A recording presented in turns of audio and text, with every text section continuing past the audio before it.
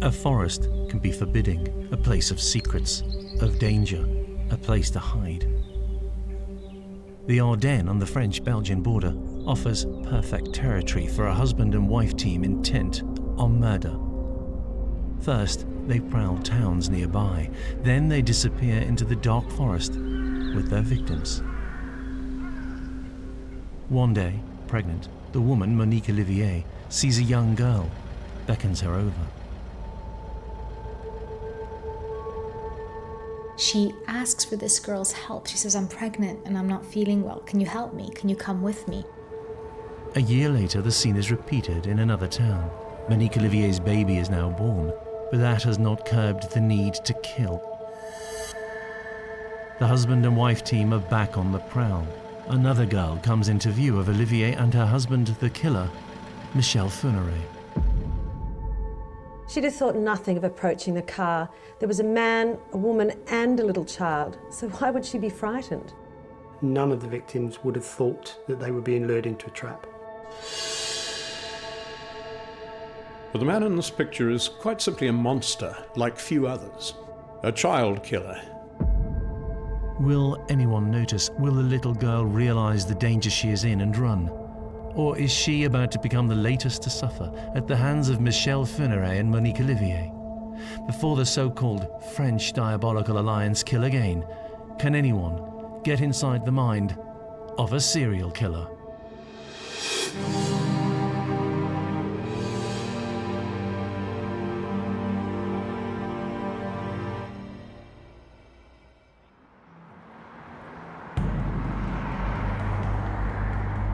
Isabelle Laville is just 17 as she returns from college. A car pulls up and a woman asks for directions to a fuel station. We have to speculate precisely what happens that day, but there's enough to suggest that Isabelle is not suspicious. There is a man and a woman in the car, a couple who need her help. Monique is actually central to Michel's ambitions. Very few women are going to get into a car of a strange man that they see. She's very out of her comfort zone. Up until now, people have only ever been kind to her and wanted to help. Her parents, teachers, school friends. Within seconds, she has been bundled into the back of the vehicle owned by Monique Olivier and Michel Fourniret. On being reported missing, police suspect she's been abducted by a French serial killer later identified as Émile Louis. They have his description, warning people to look out for him. He was operating in the same region where Isabelle has gone missing. But police are wrong. Émile Louis has not abducted Isabelle. The French police were incredibly unlucky that they had another series of abductions and murders happening in the same region of France at the same time. That's unprecedented. Isabelle will never be seen alive again. 19 years will pass before her body is found at the bottom of a well in a tiny French village near Auxerre. Isabelle had become the first victim of the ogre of the Ardennes, Michel Fourniret, and his wife. Fourniret's crimes are amongst the worst France has ever suffered. He's killed at least 8 young girls and women, but it's likely to be more. Their crimes are beyond belief. It left the country wondering how it could have produced such monsters. When Olivier has seduced the girls into trusting her, Fourniret attacks. He rapes, then kills. Some victims as young as 12 and 13, lured into a trap by the couple who exploit the innocence and goodwill of children. I think Michel Fourniret and Monique Olivier played on the fact that children want to help. They want to be seen to be helping people, and young people want to be seen to be public-spirited. We're socialized into trusting women more. We're socialized into believing what they say a lot more. So the fact that Monique is there and offering assistance or asking for help is key to Michel being able to enact the brutal rapes and murders that he does. Fourniret and Olivier will carry out a series of murders over an 18-year period, using at times their own baby boy to put their victims at ease.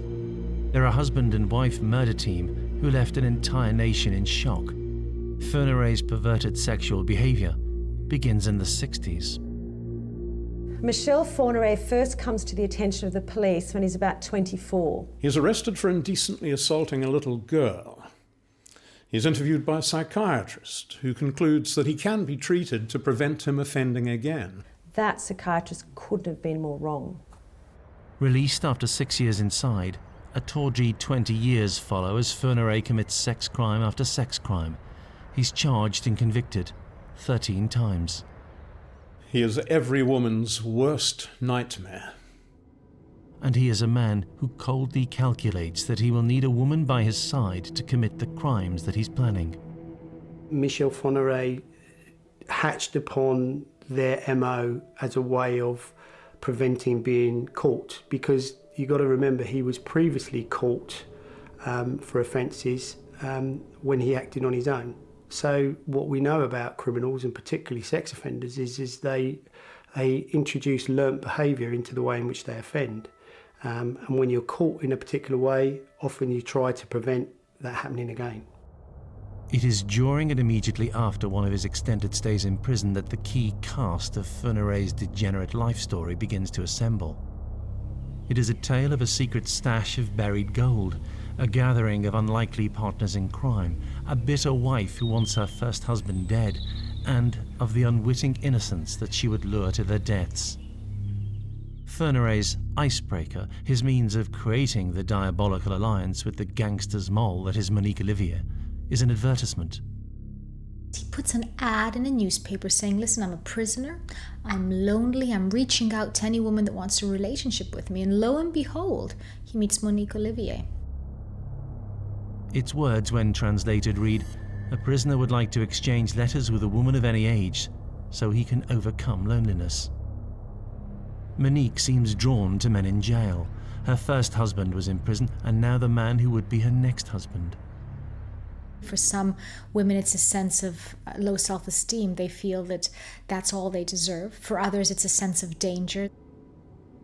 I think there are particular types of people, in some cases women, that are attracted to men that are in prison. They're attracted to the danger that they represent and the risk that they represent. Needless to say, the fact that this woman was so enticed by someone like this shows that there was things going on in her personality, in her emotional state, that were very lacking. The relationship which follows is obsessive. Whilst Fourniret is in prison, the couple exchange intense letters. These were passionate letters. She was infatuated.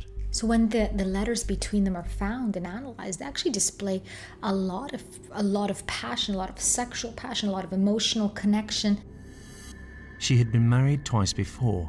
In one relationship, she was physically abused, and in a letter from Fourniret, he makes Monique a promise about Mark, the abusive husband. I will make them atone for their crimes, he says. I also know that I will kill Mark. And he tells Olivier what he wants in return. Monique is married to one of the men her husband knows from prison, and she hates him. So she enters into a pact with Fourniret. You kill my husband, and I'll owe you. In return, Michel asks that Monique will help him find young women to abuse. The couple agree to marry. The precise deal struck, in sickening detail, involves Monique helping entice virgins into Fourniret's grasp. Shortly after his release, they get together. So he moves in with Monique, they marry, and they move to the Auxerre area of France. At this stage, Monique is still expecting Fourniret to fulfill his promise to kill her first husband. But Fourniret has other plans. Those plans include abduction, rape, and murder. Shortly after arriving in the Auxerre region, the couple carry out the first murder of Isabelle Laville. Evidence would later emerge that when having sex, Monique would play the role of the little girl that she'd seen killed. She would act out what they had done. They're both getting a sexual high off of this, off of the violence and the murder that they're enacting, and actually they're role-playing it later on in the privacy of their own bedroom. This sort of couples in it together is not as uncommon as we would like to think. Bonnie and Clyde, Myra Hindley and Anne Brady, Fred and Rosemary West. There's a sense of us against them, and this is very much is what's happening. Add into the mix the sexual element, the sexual high that they're getting, and the two of them are very much in a world of their own. They seem to have all provided each other with some sort of evil reinforcement. Kept apart, they might never have killed. The couple's next murder will come after an almost unbelievable yet true story of a hunt for buried treasure. When in prison, Fourniret had befriended a fellow prisoner, Jean-Pierre Elgouache. His wife is called Farida. She soon joins the cast of Fourniret's ugly story. He had heard from Jean-Pierre that a fortune in gold coins had been stashed in a forest north of Paris. It was the proceeds of bank robberies. And he wondered if Farida knew where the stash might be. Amongst her underworld friends is one of the bank robbers involved in burying the gold. Fernay and Monique Olivier scheme their way into Farida's life. An alliance was formed between the three, Fernay and the two women. They would share the proceeds. Fourniret sees this as a turning point because somewhere out there is buried treasure, life-changing money.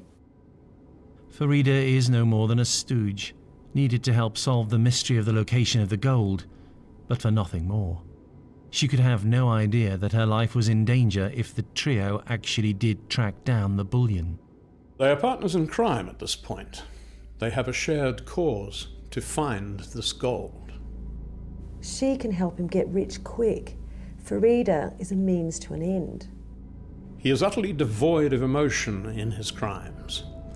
One psychiatric examination concludes using that exact word. He is devoid, it says, of human feelings.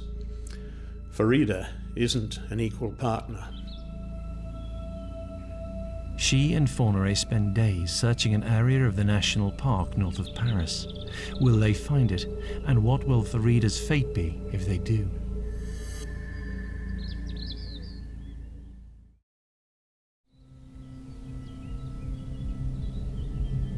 In the late 80s, the timeline of terror that Michel Fourniret and his wife Monique Olivier will unleash upon northern France and Belgium is in its infancy.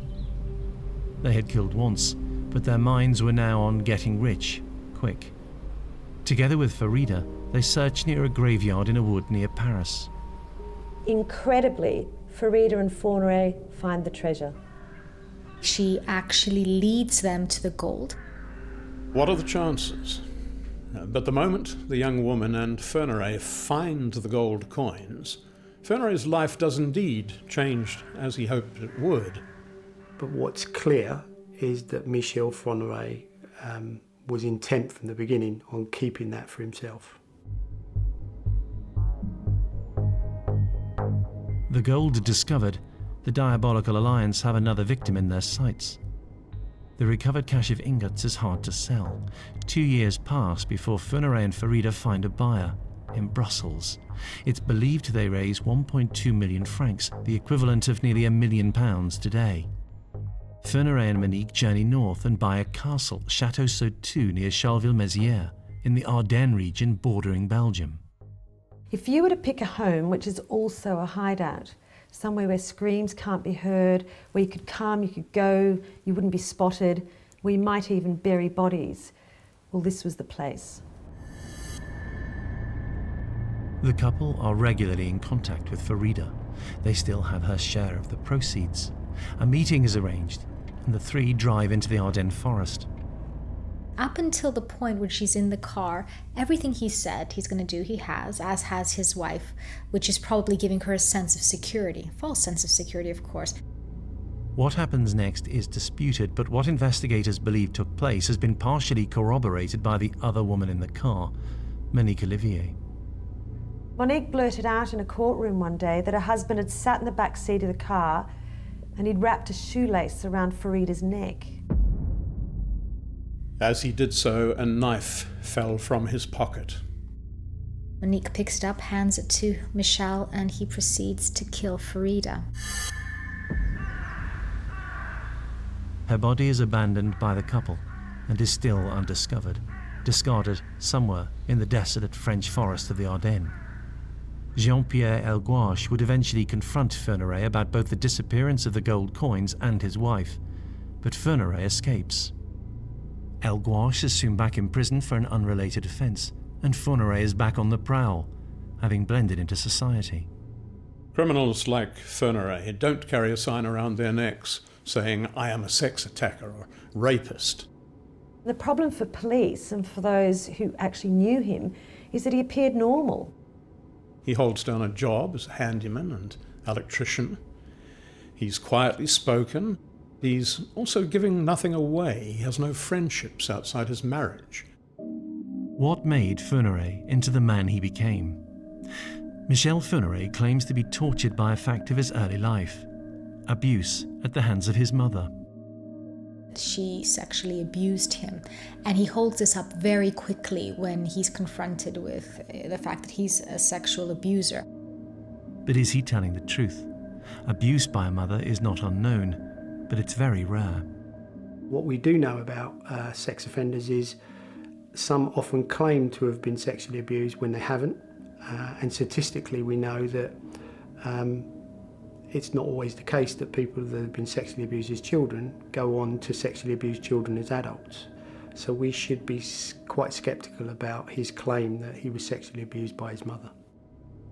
When a child, Fourniret lives with a sister in modest surroundings, complaining that he could hear her using a bucket for a toilet and saying this was unbecoming for a woman.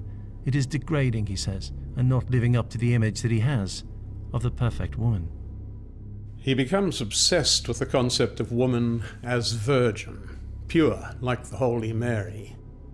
The misogyny that he holds for women is couched in this idea that no one can live up to the Virgin Mary, that there's this virgin ideal that no woman can aspire to. He told investigators that his only regret in life was never having married a virgin. And he actually mentions the fact that he used to watch his sister soil in a bucket, as he calls it, basically in effect go to the bathroom in a bucket, and this revolted him. And this revolted him not just for the act, but the fact that a woman shouldn't do that. Somehow a woman should be beyond anything physical, almost anything human. And so begins his obsession with this idea of virginity and perfection in women. No female is safe in the company of this man. He's obsessed with woman as sex object. And there's no respect at all with Fourniret, none. Just this sort of sense of entitlement that a female is his to use and abuse. And those females that he most wants to abuse are the ones that Fourniret considers most pure. The profile of his next victim will be the same as his first, a young woman, someone who Fourniret may consider is a virgin. By now, Monique Olivier will do anything for Fourniret. He has still to keep his promise and murder her former husband. She does not object. He seems to completely control her life. Well, there are very good examples of Michel Fourniret controlling the way Monique Olivier conducted herself when she was in his company. For example, there's a good example of them going to dinner parties and him not allowing her to speak unless he gave her the permission to. But there is another reason that she appears willing to be consumed by Fourniret's murderous ambitions. She wants a father for her child. Now pregnant by Fourniret, she helps him abduct a young student called Fabienne Leroy. The couple see a girl in a supermarket. Monique, heavily pregnant, asks for help. Wonders if she could accompany her to a hospital. Points to her car. A pregnancy is just another prop to be used to play the game that they've been playing, this awful, horrible, monstrous game. Monique Olivier was able to entice and lure the young women into the car. She was the pacifier, but she was also the hook, the element that gave the woman a sense of trust. Watching in the car at the supermarket, crouched behind the front seat, Michel Fourniret. When she's in the car, we know that Fourniret will have subdued her quickly, either by tying a lace or rope around her neck, or by striking her hard enough for her to become instantly disoriented. Fabien is caught completely off guard. She's raped, then Fernay shoots her dead. Her body is buried in nearby woods. Yet more evidence of a man who takes his satisfaction and then throws away a person as if she is no more than a discarded wrapping paper. And throughout the incident, Monique Olivier watching and actually facilitating the girl's rape and murder. Nobody hears a thing. Her disappearance from the supermarket car park goes unnoticed. No screams of protest, no signs of distress. All of them went willingly, thinking they were helping people, thinking that they were being public spirited. So I think it would have been a tremendous shock to them realise that they'd been duped into getting into the car and that they were in a very risky situation. Months pass. The baby is born. Fourniret and Olivier appear a perfect couple starting a family. But Fourniret's appetite for abduction and rape show no signs of being satisfied. On a train between Paris and Charleville-Mézières, he sits a few feet from a young woman called Jean-Marie Desremaux. They chat. He tells her of his new family. Waiting for him at the station, Monique. Jean-Marie is not aware of any danger. As she travels on the train, glancing out of the window, she could not imagine the man that she was speaking with was a serial killer. Her journey is mundane. The man, no threat. Police have not been warning young women. There's no reason to. Nobody is searching for a male-female abduction team. When you have a man and a woman that are involved in abductions, then that is a very difficult thing to investigate, because people don't see things that look normal. They don't see things that look like every day. And so they had a perfect cover. Fernay at this time is beyond suspicion. Detective work in the 80s is antiquated compared with today. And it was a completely different time in terms of technology, in terms of politics, policing. So where the couple actually lived and their profile made their job much easier. There was no internet, no instant messaging. Security cameras were very few. Policing was harder. Fourniret continues to chat on the train with Jean-Marie. Talks of offering the young lady a lift home. Suggests that they will need a babysitter. Perhaps she would like to earn a little cash. Fourniret's met at the station by Monique. Well, what could appear more natural? The young woman would have been completely unaware of the danger she is in. So he's doing what many serial killers do. He's portraying a normal life while concurrently having this double life that's very dark. Mums and dads don't attack girls. They care for them. They help them. That's her experience. He's married. He has a child. He seems like your normal run-of-the-mill neighbor that you'd see. There's nothing that stands out about him. What will happen to Jean-Marie Desremaux as she walks towards the vehicle with Fourniret and Olivier? Can she possibly imagine what is going on inside the mind of a serial killer?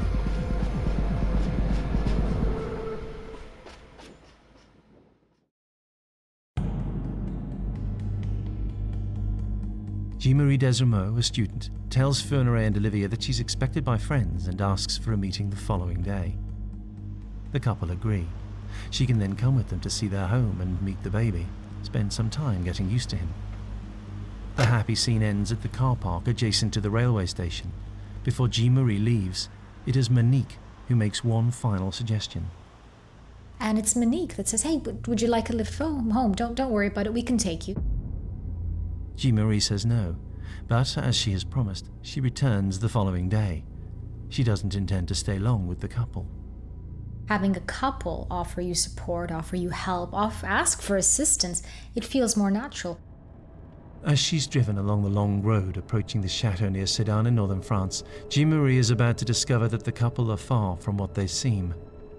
Fourniret suddenly stuns Jean-Marie with an amazing question. He wonders if she's a virgin. He will admit to the conversation when later questioned. The young woman, stunned, says she has a boyfriend and would now like to leave. Fourniret will not allow that. The modus operandi of this couple suggests that Fourniret will quickly subdue his victim. He'll render her powerless. He probably hits her as hard as he can and as quickly as he can. Then his pattern was to gag those that he attacked.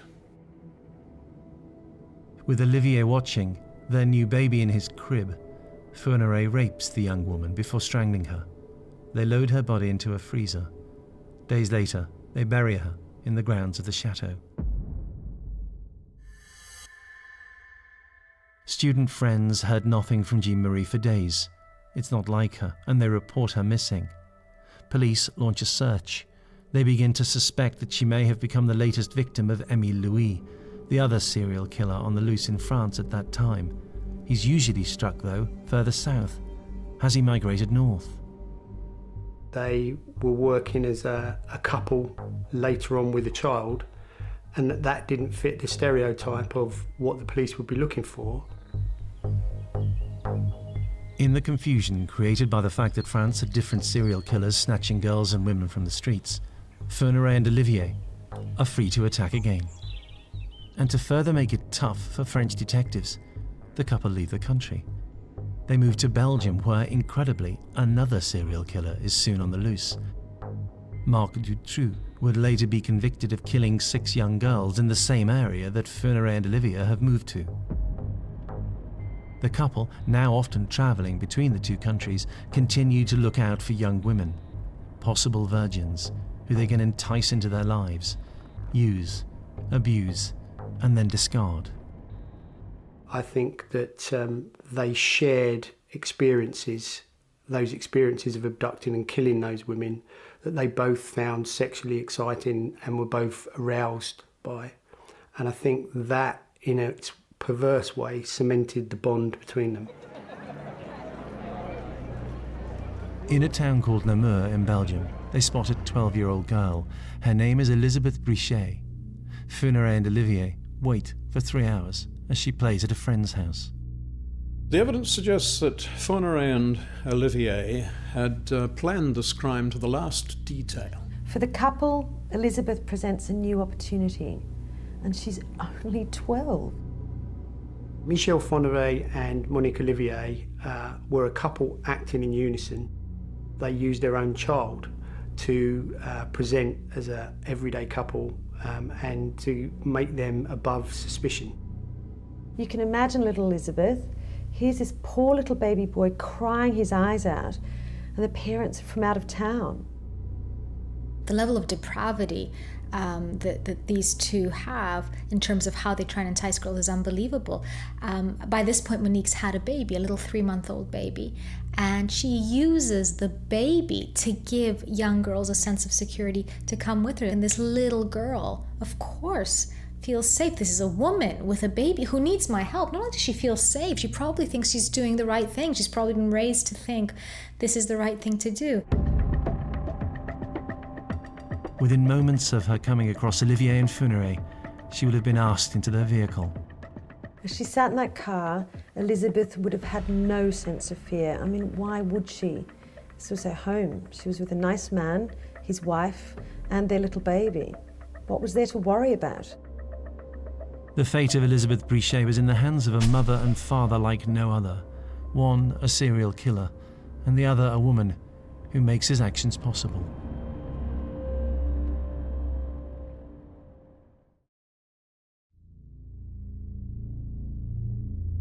What happened to little Elizabeth after she was snatched by France's Diabolical alliance, Fourniret and Olivier, confirmed the couple as one of the worst husband and wife killing teams the world has ever known. As ever, Fourniret insists that Olivier establish if his victim is a virgin, and then he strikes. She was raped.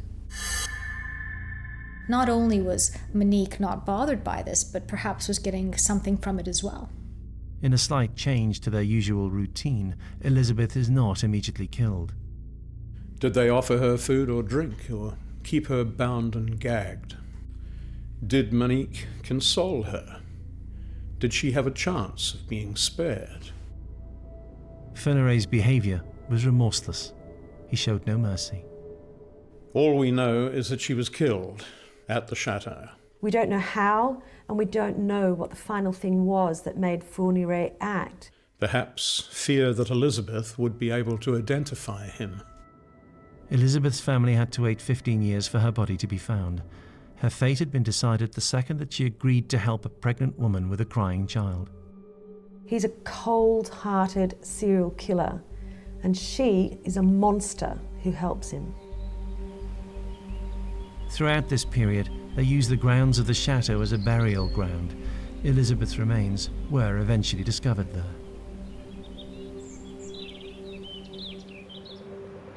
Belgian police, working to an early 90s set of investigative and communication standards, did not link what had happened to Elizabeth with what had taken place in France. They were in the dark about the missing 12-year-old. They had nothing to go on, no descriptions, no immediately obvious pattern, and no bodies had been discovered. We can be confident that they were not looking for a husband and wife team who kept a small baby with them. Elizabeth had been snatched just before Christmas. It would be another 11 months before Fourniret and Olivier would strike again. They see a girl, Natasha, shopping with her mother. She separates for just a few moments, and Monique slows down in her van to ask for directions, feigns illness.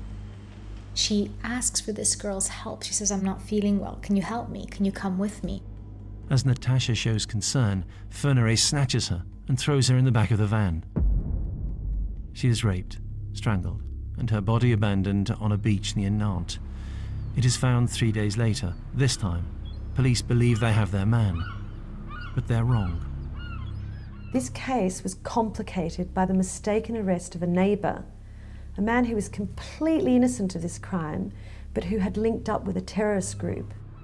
He is innocent, but does his next action inadvertently cost the lives of more teenage girls?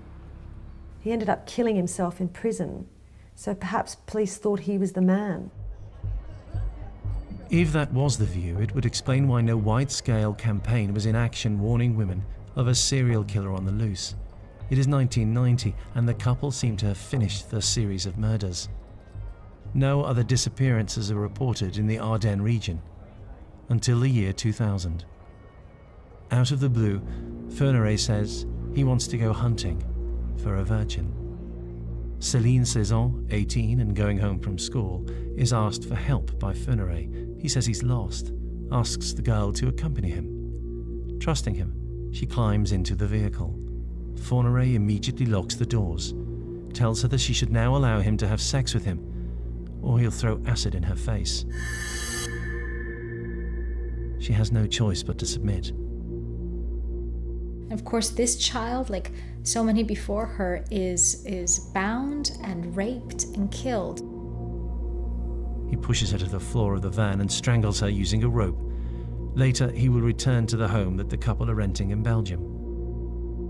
Again, he crosses the border with Monique, disorienting police and aided by how easy it is to travel between the two countries. When he gets back, he empties the contents of Celine's school bag on the family kitchen table, telling Monique, "I went hunting. I got satisfaction." As their son sleeps, the couple pick through Celine's holiday snaps from America. It was a trophy being paraded for his wife, a prosecuting lawyer would say in court. Michel Fourniret is a man that has very little empathy, very little remorse. He lives his life the way he wants to live his life, and that's quite evident in the way he committed his offences, the fact that he took very little care in disposing of the bodies and left the bodies on property belonging to himself. That tells you an awful lot about his mindset. He was a man that was completely driven by his own needs and doing whatever he felt he could and wanted to do. Fourniret's final victim would be a 13-year-old Asian French girl called Mananya Thumpong that he had stalked in his old hometown of Sedan. He persuades her to come with him in his vehicle and drives deep into the forest, where he rapes and kills her, burying her body nearby.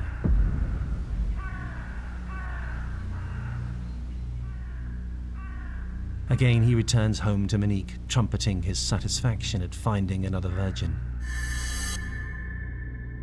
In 2003, the couple make the mistake which would finally bring an end to the series of murders. In a town called Fernay on the Franco-Belgian border, Fourniret, rather than Monique, approaches a 13-year-old girl called Marie. He personally approaches her, and now this is unusual. He asks her for directions, and then he actually offers her a lift. When she says no, he tells her off for not being trusting enough.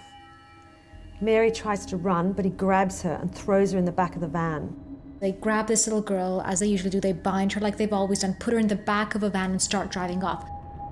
This little girl pounds her feet against the back door until it releases and opens. And eventually breaks open. She falls out of the van onto a road. Thank goodness another motorist sees her. Fourniret and his wife double back. Presumably to try and pick her up again. But the Diabolical Alliance lose their nerve when their prey is something more than a defenseless young girl. The young girl with the motorist are able to get the license plate, and eventually the two are caught. That little girl so narrowly avoided being his latest victim. She also kick-started the chain of events which lead to the arrest of the Diabolical Alliance. The escape of his latest victim marked the beginning of the end. The Belgian police were given rapid assistance from the French about Fourniret's past, but it was far from over. Fernay gives nothing away. It is Monique, mindful of a recent case of a Belgian serial killer, Marc Dutroux, who cracks first. He had killed 6 times, and his wife was prosecuted as an accomplice and given a 30-year jail sentence. Monique became fearful that that would be her fate too. By the time they're caught, it's very interesting because self-preservation kicks in for both of them. So Monique realizes that very recently another serial killer has been caught and his wife has been given life in prison because she knew about it. So she thinks this is going to be the case with me. So I need to tell them, do you know what? It just wasn't just this one case of abduction. There's been a bunch more. So she gives him up right from the start. As soon as he's locked up, as soon as he's arrested and charged, she feels that she's in a position to then speak. And I think, in all honesty, she realised that the game was up. Eventually, Fourniret confesses to the murder of 8 girls and young women. The evidence was undoubtedly there to suggest he was their killer, but there are probably more victims to his name. What of Monique? What does she claim? That she was a victim too. She'd only been following his orders. I think it's very easy to suggest that Monique Olivier was acting under duress, but I think the facts suggest otherwise. And I think it's quite clear that she played an active part in the abductions and the subsequent murders of the victims, and that she has a deviant sexual interest in children in her own right. She had so many chances to come clean with what happened, and she was such an integral part to what he was doing that I sincerely doubt that the disparity of power was to the extent that she's saying. The court did not believe her claims. Meanwhile, Fourniret tried all in his power to remain in control. His behaviour in court was telling. He refuses to go at first, and then when he's forced to, he shows absolutely no interest. He had to be forced into the dock to listen to the evidence of abuse, rape, and murder. All the time, sitting with his arms folded defiantly, ignoring proceedings, arrogant. Police are as certain as they can be that Fourniret has killed other young women. Monique Olivier even accused him of murdering the family au pair. Sex offenders tend to be quite prolific in the way in which they offend. And traditionally when they're caught, they only tell you a small percentage of what they've done. So I think it's highly likely that there are other offences, other more serious offences, and potentially other murders that Michel Fourniret and Monique Olivier are responsible for. But Fourniret won't give up any information, unless he feels he has no option. It's quite clear that even after being arrested and spoken to by the police, Michel Fourniret wanted to maintain some control and really has only ever spoken about the offences which he clearly knows the police know about. And I think it's highly unlikely that he will speak about other crimes unless the police present him with some strong evidence. For him it was a joke, and he still won't reveal the whereabouts of some of the bodies of who else he's killed. He's toying with them, and he's getting that last sense of not just control, but I think being able to inflict pain on people by doing this. Certainly psychologists are convinced that his arrest meant that lives were saved. More murders would have followed. He actually admitted that he'd probably have killed again if he hadn't been arrested. Now, this is a serial killer who was caught before he could kill even more women. He'd be killing now if he was free. In 2004, Michel Fourniret was sentenced to life in prison. Monique was given a life sentence with a minimum of 28 years before being considered for parole. The couple had snatched young girls over an 18-year period, using the opportunity of driving between jurisdictions and believing they would never be captured. Sometimes you come across a case that's just so shocking that it makes you question whether it can possibly be true. And the case of this couple falls directly into that category. The fact that he's sentenced to life imprisonment and will never be released should be a relief for everybody in France, but ultimately it should be a sign that everyone gets caught in the end. It's just a matter of time.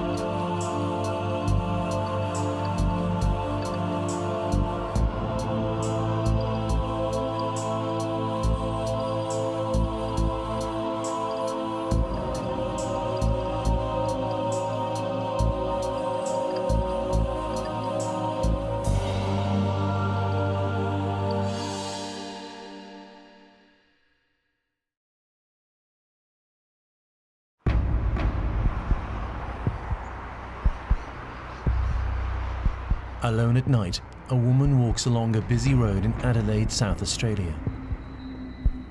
She's deep in thought. It hasn't been a good week for Maya Yakic. She's spotted by a man driving past, Mark Erin Rust.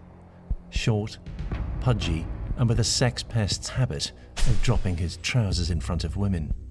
He would expose himself to young girls, flash his genitalia at them.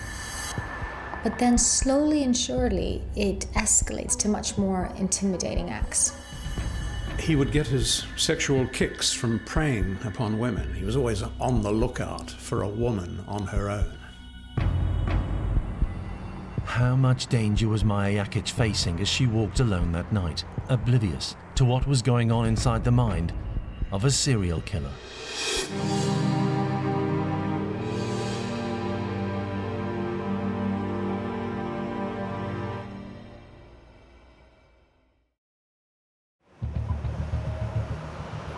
Mark Erin Rust is one of the most reviled men in South Australia. Mark Rust began his life as a sex pest, elevated himself to a predator, and then became a serial killer. He would rape, he would kill. His victims, always women. They're clearly disposable to him. They're there for contempt, to be used and discarded. He'd already murdered once when he targeted a vulnerable Japanese student. And when asked by an Adelaide psychologist why did he kill Megumi, he simply replied, because I did. What or who would stop Mark Erin Rust? A killer brazen enough to report his own crime to the police. Yes, someone hanging around the old Paynham police station. Seems to be trying to break in there, I think. Mark Rust's at first irritating perversion was just the beginning of 30 years of escalating violence against women. With Rust, one thing always leads to another. Mark Rust is a man whose violence began very early in life, and because it was untreated, because it was not seen by authorities, because it was ignored by those in power, it escalated and worsened to the point where he became a remorseless killer. There was no way Maya Jakic could know about Rust's sordid life the night that she unwillingly encounters him. Maya was walking along a road in Paynham, northeast of the city, one night, and at the time Rust was a taxi driver. He was driving around looking for a fare to pick up. He saw Maya, pulled up close to her, still running, and said, "How about a lift?" Maya dismissed him. Perhaps she feels safe. There were lots of cars on the road. Surely this little man was no threat. Either way, Maya was in no mood for small talk. Maya ignored him and continued to walk on. His rejection by a complete stranger would have been something that Rust was used to, but as so often happened, he was totally enraged. Rust drove the taxi past her, pulled up, got out, and went back to his favourite tactic. As the attractive young woman walked past him, he flashed her. This is something that had happened hundreds of thousands of times in Rust's life. He was expecting the usual sick thrill of Maya being repulsed by what he did. But Maya was a firecracker. She was a tough woman, no mood to suffer fools. So Maya looked at his shriveled genitalia and laughed. How would Rust respond to Maya's laughter? He'd never physically assaulted a woman on the street. He lunges towards her. The intention of grabbing her was just to have sex with her. Later that night, an anonymous call is made to the emergency services in Adelaide. A man has sighted a woman seemingly motionless in the grounds of a disused police station.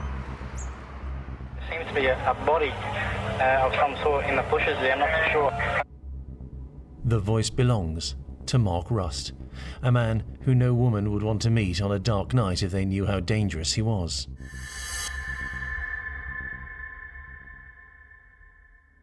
Lurking deep and undiscovered inside Rust's mental and physical makeup, a medical disorder. One of the points that is made is that he suffered from something called Klinefelter syndrome. Now, this is an extra X chromosome on a boy. So normally a boy have an X and a Y chromosome. This is XXY. The physical characteristics caused by Klinefelter syndrome would make a young man very self-conscious.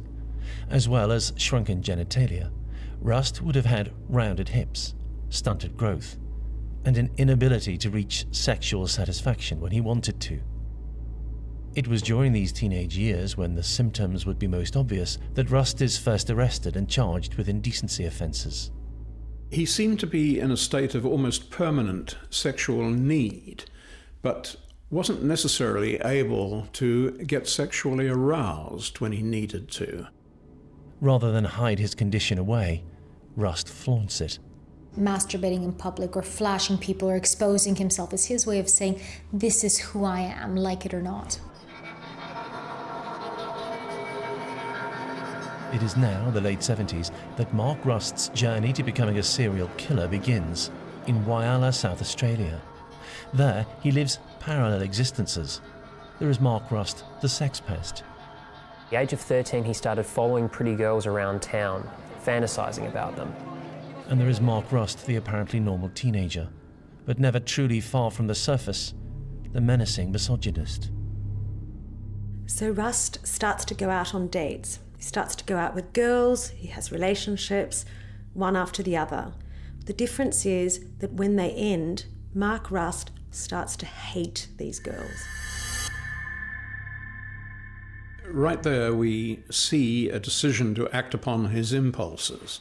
It's a far cry from adolescent fantasizing about a woman to actually physically following them, which is a very menacing thing to do, and a measure of the extent to which he was able to avoid empathizing with his victims.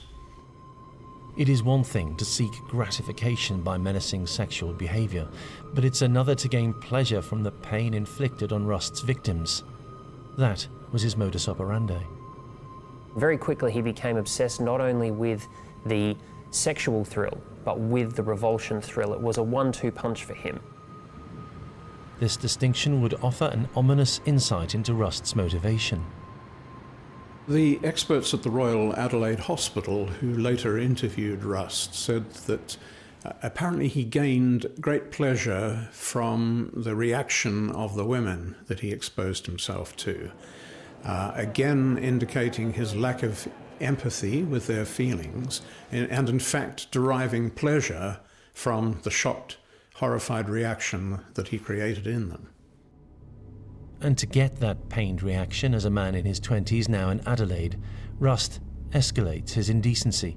It's as if he's proud of his physical deficiencies. This was the history of the man who had spotted Maya Jakic when working his taxi route in Adelaide.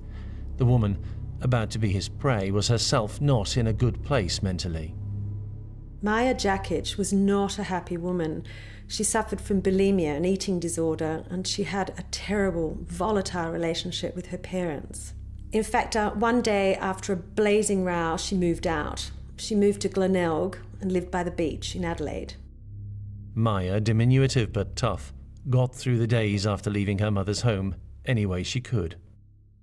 It's not a cheap place to live, and it appears that Maya may have had to sleep rough at times. Witnesses saw near a service station a campfire, bedclothes, pillows. It seems that she was living there out in the open air.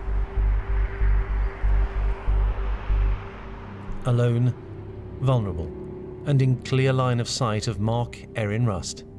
During a career as a sex offender, he has escalated his behaviour. He's indecently exposed himself, committed public sex acts on himself.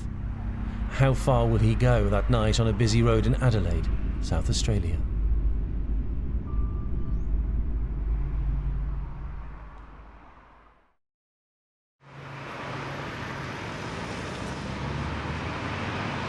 As night falls in the city, a woman alone is targeted by a sex pest. Maya Jakic has responded to Mark Rust's latest incident of indecent exposure by bursting into laughter. How much danger was she in? Was it to be her last laugh? As a regular user of the Payneham Road in this part of the city, Rust, the taxi driver, will have known that the police station there and the patrol HQ next door were now closed. There were no security cameras. Its grounds had become overgrown. Plenty of dark, shady areas hidden from view of those driving by.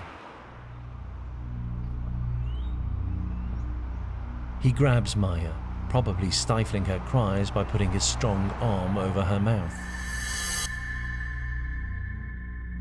Rust is strong enough to overpower Maya. He pulls her into the overgrown police station grounds. Until this moment, his sex crimes have not involved physical assault. He tries to rape Maya. Again, the urge to perform was there, but he was unable to do anything effective about it. Rust was furious. From the age of 13, one offence had led to a more serious offence, from flashing to public masturbation. Then, menacingly following young girls before carrying out his squalid offences. They were his prey. He the predator. He would choose carefully his moment before offending. With Maya, he's taken the next step up his escalating scale of violent sexual crime. He's attacked.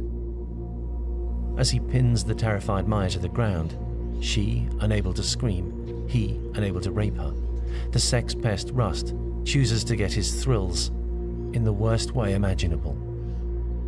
Rust flipped from being a pest to being a killer.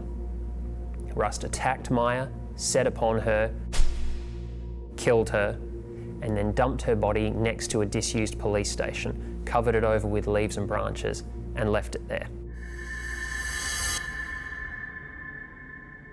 With Maya, Rust's journey from pervert sex pest to killer is complete. He would later confirm he got a kick out of it. When asked by an Adelaide psychologist why did he kill, he simply replied, because I did.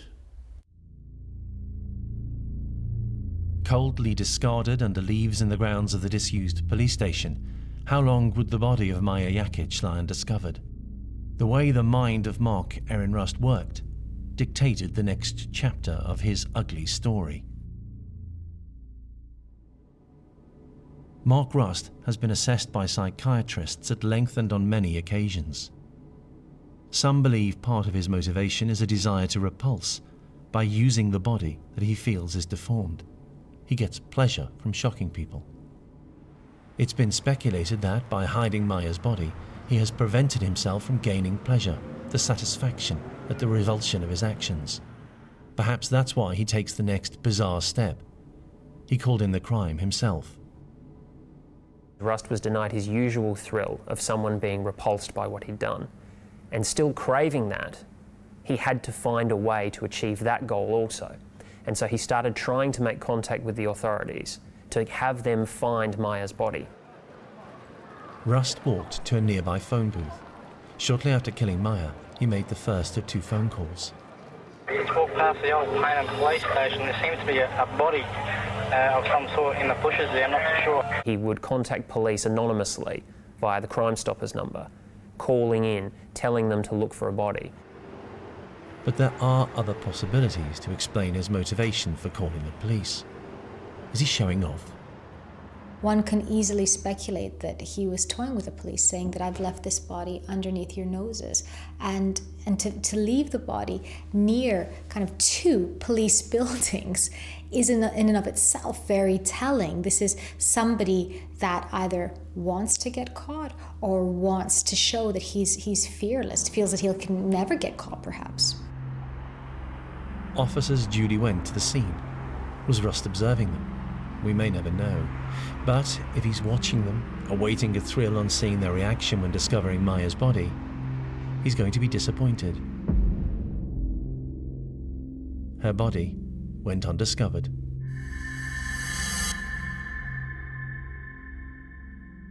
There seems to be a body of some sort in the bushes there, I'm not too sure. And in what can only be described as Keystone Cops black humour, multiple attempts were made by police to find a decaying body by one of their own police stations, unsuccessfully. He tries another means of getting the authorities to find Maya's body. Having just killed half an hour before, he calmly drives to the Royal Adelaide Hospital. From a phone booth there, he calls the ambulance service. No, vaguely see him. He's got a flashlight flashing around the place. Inside or? In and around the place. With such a vague, anonymous call, nothing is done. Tragically, Maya's body lies decaying in the grounds of the former police station for days. Frustrated that his behaviour has gone unrecognised, Rust tries again to tell the police where to find Maya's remains. Time and again, Rust would contact the police, leave them some sort of anonymous message. At one point, he even tucked a note up underneath the windscreen wiper of a patrol car. Badly phrased grammar saying, "There's a body next to the police station, you should go find it." Rust has some nerve. In the days following the murder of Maya, he's regularly on Paynham Road. He could have been spotted by those driving or walking past. But the exhibitionist was determined to milk his murderous moment. He actually returned to the scene of where he left the body for about 5 days before leaving the note there. So there was clearly a fascination with him for what he had done, coming back and forth and revisiting it. And then this culminating in what was in effect a confession, a note saying, "This is what I did, this is what you'll find," without giving his name, of course.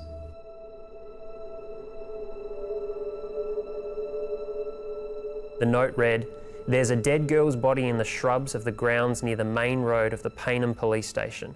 This is no joke. Take a good look."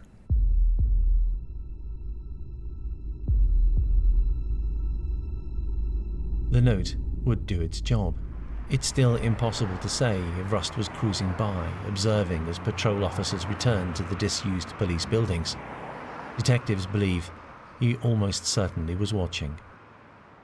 That note sent the rookie patrol officers there That note caused Maya's body to be found.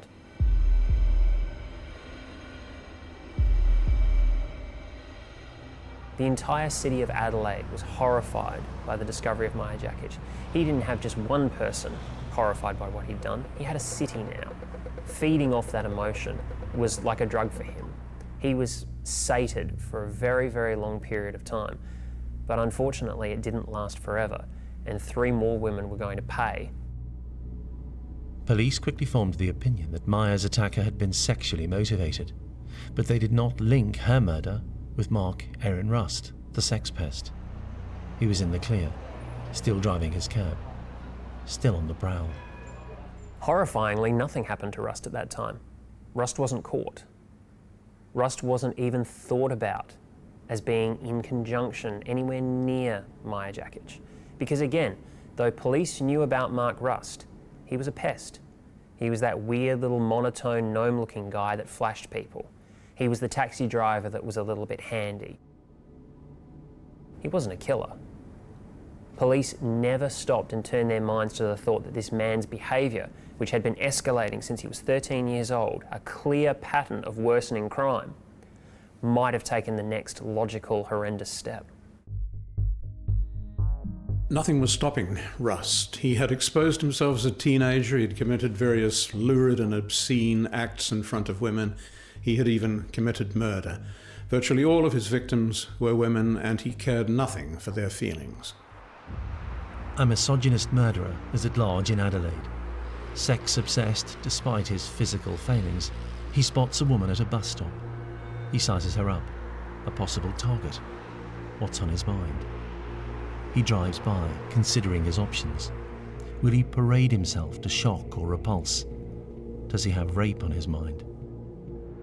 Or has his offending threshold reached a point where only murder gives him the thrills that he craves?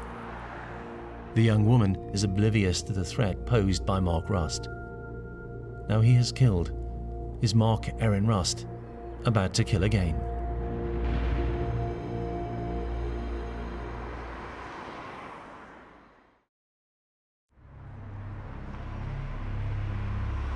Mark Rust is cruising Adelaide in his taxi, the perfect cover as he looks for the kind of thrills he's been getting from abusing women since he was a teenager.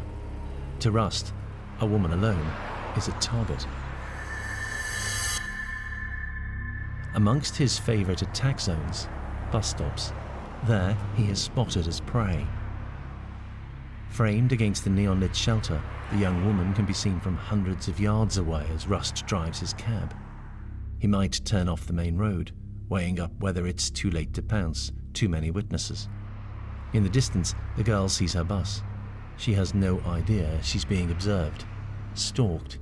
For her, another routine trip. For Rust, an opportunity. A typical episode of Rust's abusive life. This time he decides it is too obvious. He can walk away, come back another day. Which he will, time and again.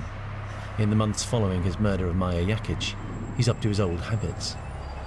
Stopping near bus stops, flashing people, following young women around, making lewd comments or grunting in his characteristic monotone as they walk past. He just became a serial pest, someone that the authorities may have known about, but didn't consider to be a threat. Nowhere in Greater Adelaide was a woman safe. Out there, at any minute, he might attack. One girl at a bus stop had been lucky. Another was not.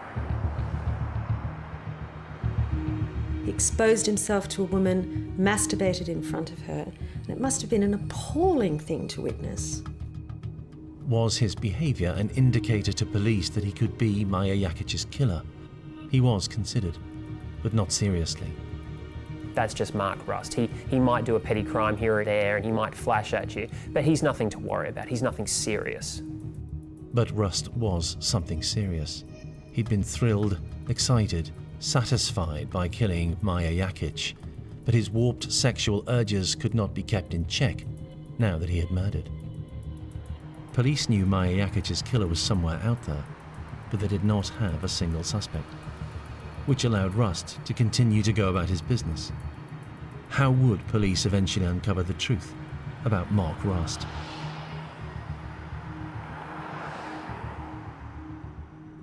Though it would unravel too late to save Moore from becoming a victim of Mark Rust, indicators were emerging about his personality which police would one day find useful when trying to track down a serial killer. Evidence came from inside prison. Rust had been convicted for what some considered minor sexual deviancy, but his most severe sentence came in 1993, and it was for a completely different type of crime altogether. His first time in prison was for arson. He caused some $500,000 worth of damage to a building in the Kensington area of Adelaide. When inside, he wrote letters to his family, mostly to a brother called Stephen. The letters would one day offer an important insight into the mind of Mark Rust. By being sent to prison, he's brought more shame on his family. He has a record over decades of perverted, sordid offences targeting women. Does he show some sort of remorse in the letters? He makes a point of really kind of minimizing it. He says, you know what, it's just going to upset you, don't worry about it, let's talk about something else. There's a real sense that he hasn't really taken on board the enormity of the pain that he's caused. That is totally self-centered. In about 20 lines, he's used the word I think 14 times, and there is not a word of sympathy for his victims. It is all I. Mark Rust is all that matters in this document.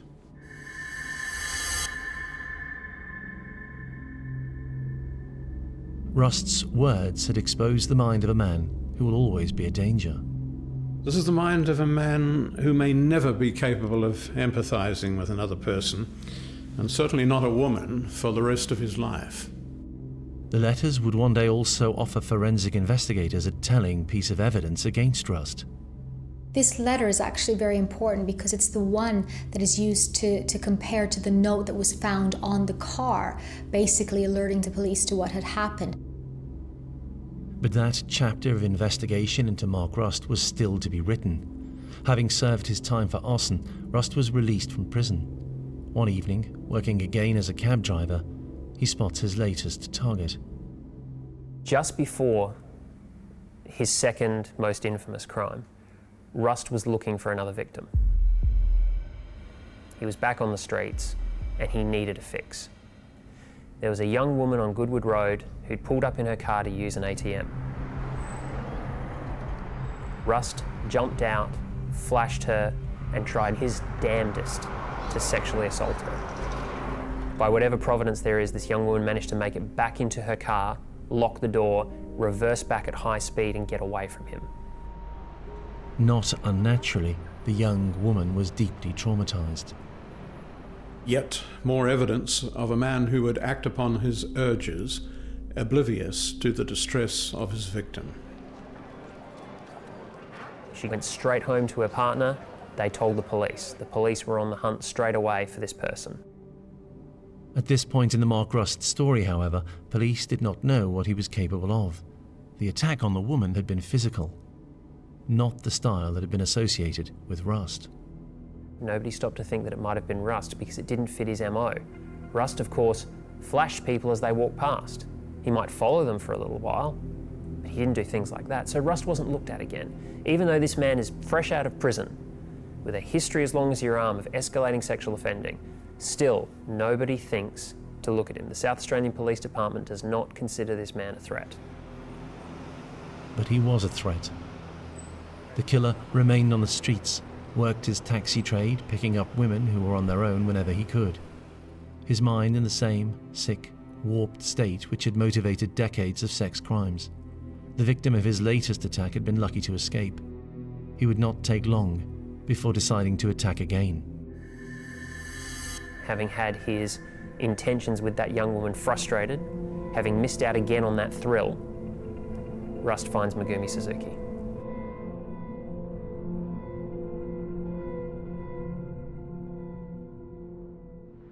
Megumi Suzuki is a student on the night of August 3, 2001.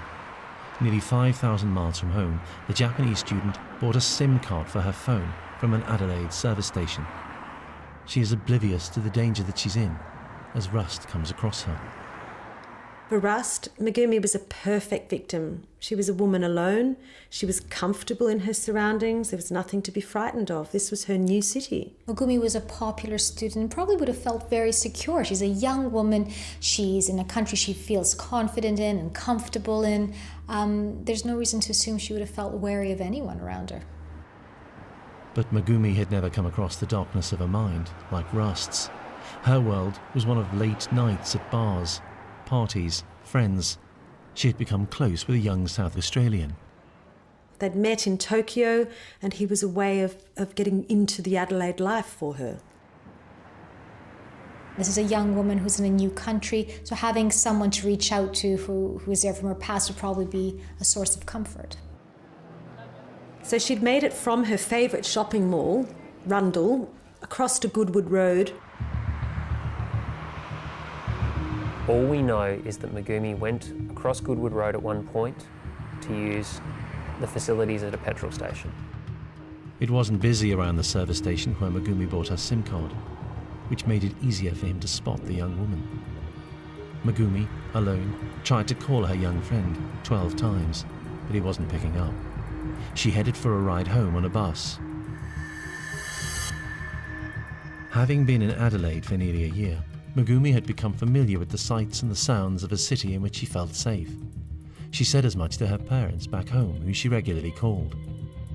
As she stood at the bus stop, Megumi wouldn't have been worried. There would have been no sense of anxiety. I mean, in the end, Adelaide had become a home away from home. What was there to worry about?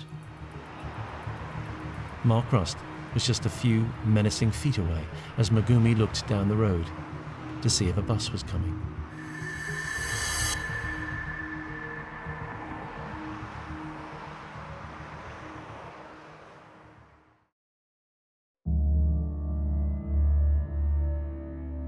Megumi Suzuki has decided to go back to her student digs. She's not aware that Mark Rust has made her his latest target. He pulls her from the nearby bus stop. For whatever reason, likely sexually, he attacked Megumi. He drags Megumi to waste ground beyond the service station. He holds her down to rape her. It's not known if he succeeds, but Megumi's survival is in the balance. Based partly on snippets of information gleaned later from cellmates and on his modus operandi, investigators have pieced together what happened next. Says to Megumi, "Don't look at me." Now she mishears and turns around and does look at him, and it's at that point that he decides to kill her. Did Megumi laugh at him? Did she react naively? Did she scream? And whatever happened sparked him over that same line as it did with Maya. Rust's behaviour is remorseless, without mercy. All we know is that Rust picked up a rock and beat her to death.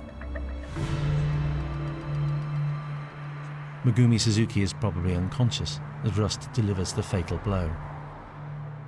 He's a cold-hearted serial killer. Rust's contempt for his victim is compounded by what he does next. Rust murdered Megumi Suzuki and dumped her body in an industrial bin behind a set of shops. Megumi's body is left undiscovered. Her violent death was to be followed by an ignominious trail of events. For her family in Japan, months of mystery. Where had she gone? Was she somewhere in Adelaide having skipped college? At her university, volunteers manned search parties. Her student friends walked the streets, visited her favourite haunts. When Megumi vanished, police looked everywhere for her. They made public appeals for her to turn herself in. There were thoughts that maybe she had run away with a man, that maybe she was in hiding, that she was worried she'd ashamed her parents. And so there was a lot of hope out there that maybe she was still alive. There were sightings reported of her running around. People that looked like her, people that were close enough. Rust's contemptuous decision to dispose of her body in a rubbish bin added a grotesque, demeaning footnote to the life story of Megumi Suzuki. This is honestly one of the more horrific things that I've heard in my career. Megumi's body remained in that industrial bin unfound and was taken to the major dump outside of Adelaide. It would be many, many months before police realised they needed to look for her there. And then it was a matter of volunteers and police officers digging through hundreds of thousands of tonnes of garbage, section by section, to find her remains. In what would later become hugely important to the case against him, he did something else. Rust stole an item from Megumi's bag. Rust chose to take a CD player. He regarded it as a trophy. What part would it eventually play in his undoing? For now, with Megumi's body undiscovered, Rust was free to prowl the streets, to work his taxi rounds, and to attack again. The problem with serial killers is that nobody knows when they'll stop. How many are they going to kill? Every serial killer starts with their first victim, then they stop, and then they pick up again. So who knew if Megumi was the last? Another woman was to come face to face with Rust. It was this next attack which was to change the police's view of the serial sex pest. And so Rust went on the hunt one more time. He went back to the Paynham area, Kensington Road, found a woman who was working late in a business.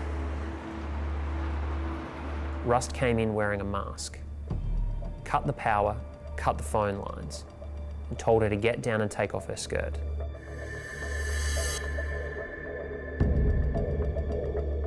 She knew he had a knife, and she felt the best way of keeping herself alive was to submit. That takes, for me, indescribable bravery and strength of will to be able to survive that experience. Because she had managed to convince his trollish little mind that she was into it, that she was a willing participant in his sick game, he considered it sex, and so he let her live. That woman so narrowly avoided being the third person killed by Mark Rust. She also kick-started the case against her attacker. His latest victim was not only brave, but she was resourceful. She managed to get a good look at the car, and she managed to remember some of the numbers in the license plate. When she reported her assault, one of those number plates led police straight to Rust. And so for the first time, South Australian police paid attention to Rust, and they realised, oh, here he is, he's progressed from a flasher to a rapist. Maybe we should arrest him. And so Rust was arrested for the sexual assault of that woman, for the rape of that woman. At last, police were getting serious about Mark Rust, not a sex pest, a sexual predator. But he was still not suspected of the murder of either Maya Yakic or Megumi Suzuki. Detectives in the Maya investigation decided on a new approach. They released the audio of the mysterious phone calls made on the night that she had been killed. There seems to be a body of some sort in the bushes there, I'm not too sure. Those phone calls were the way that the police finally managed to track him down. After working for years abroad, Rust's brother had returned to Australia. He watched the news, heard the recordings. Upon hearing this, Mark's brother, Stephen, gives up his brother to the police. Stephen Rust tells police that he thinks the man who had called from this phone box was his brother. Rust, by now, is behind bars for the rape of the woman who had seen his number plate. And there, another crucial piece of evidence would be found in the case against him. He was taken to the Port Augusta prison, which is far north of the city. When you go to Port Augusta prison, you're allowed to take a few personal effects with you, given that you're going to be so far away from friends and family. Rust chose to take a CD player. It wasn't his, it was Megumi's. It was his trophy. And so while the public of South Australia, the media of South Australia, Megumi's parents, police, all consider Megumi to be a missing person, are trying to find her, are making public pleas for her to let people know where she is, thinking that maybe she's still alive, Rust is lying in his bunk in Port Augusta prison with headphones on, listening to music on his victim's CD player. Police were still in the dark about Rust's attack on Megumi. They remained focused on linking Rust to the murder of Maya Yakic and felt that recognition of his voice on the emergency service calls was not enough to prosecute. They needed more, and they were to get it from an informant. Rust, the man who liked to repulse and shock, couldn't keep his mouth shut about his crimes. A fellow prisoner reported the conversations that he'd had with Rust. His cellmate was as appalled as anyone and went straight to the police to tell them. Rust was quite prepared to brag about anything to do with Megumi Suzuki. He was proud of what he'd done, because now it was time for everyone to be revolted by him, well and truly. And then when they went to his cell, they found Megumi's CD, the one that Rust claimed was his own. Could police finally link the murder of Maya Jakic with the disappearance of Megumi Suzuki? On it, a serial number, one Megumi's parents had a record of back in Tokyo. And that was the serial number of the CD that Megumi had bought for herself. The case against him was building up. Detectives get handwriting experts to compare the writing on Rust's letters with that on the note left on a police car after Maya's death. The writing is clearly from the same man. Despite at first denying involvement, he eventually confessed to killing both women. Maya was the straw that broke the camel's back and transformed Rust from a sexual pest into a sexual killer. For those following the story, Rust's eventual confession was no surprise. He enjoyed his moment in the spotlight. This was getting every pretty girl in Adelaide, every pretty girl in South Australia to be horrified by him all at once. Look what I did. I didn't just flash you, I killed you. I didn't just follow you around, I raped you. It was the ultimate sick thrill for him. It was the ultimate public exposure.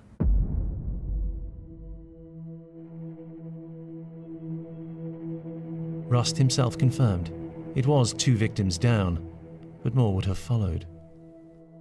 Rust actually admitted that he would have killed again and again. If he hadn't been stopped, he would have killed even more women.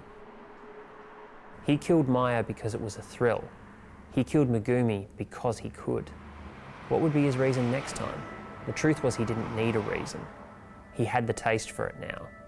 He was a serial killer, just waiting for the next victim to come along. Megumi's family and the whole of Japan were devastated. A young woman on an adventure in Australia, a life of hope and happiness, ended by Mark Rust. You send your child out into the world and you expect them to have a good life. You want them to get a good education, to make something of themselves. You want them to be happy. Megumi's parents sent her to Adelaide because they thought that would be the best place for her to get a great start in life. It did the exact opposite. It took away her life. Rust would eventually receive the most severe sentence possible for the murder of the 2 women. Rust was sentenced to 2 consecutive life terms with no parole. And it's very unusual in South Australia. And he was emotionless. He was absolutely implacable. He was listening as if he was listening to a TV show. There was nothing there. He also received 12 years for the rape of the woman who was lucky to escape with her life. But the Rust story was to take another twist in 2015, when he appealed against his original sentence.